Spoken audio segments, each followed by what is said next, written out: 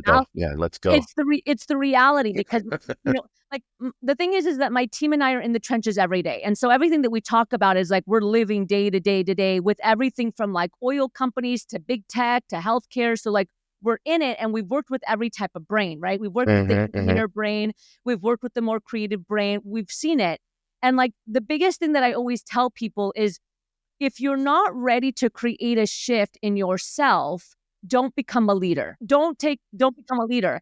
And what happens is that, and we see this all the time. We work with leaders that are like, well, I don't want to lead people.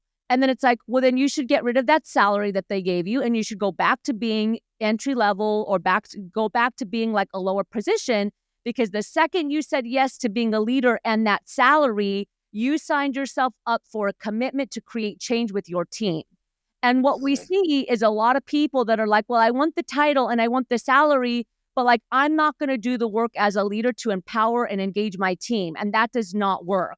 And we have a lot of those harsh conversations with leaders because they're like, well, why do I have to coach and why do I have to mentor? It's like, well, you accepted the leadership position, and that's what leaders do. Most of your role as a leader is to lead through inspiration, transformation, navigating your teams to a certain destination, uplifting your team, building a succession plan of the next leaders.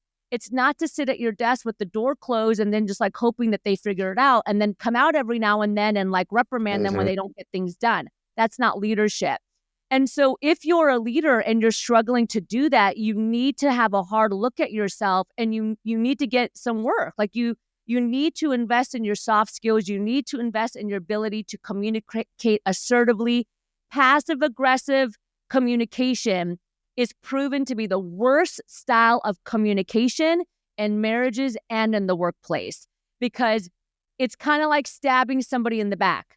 It's like, yeah, okay, sure, whatever. And then underneath, you give a little dig.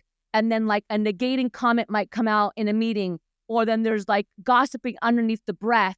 And it does a lot of damage and mistrust in organizations when somebody is passive aggressive. So Yeah, it's I love that. Yeah, yeah. go Yeah. ahead. So, no, I was just going to say, and so it's really important that as leaders, we work and up level our skill. And I think the best way to start doing that is by doing a true assessment of yourself so that you can look at what your strengths are and so that you can look at where you need to grow.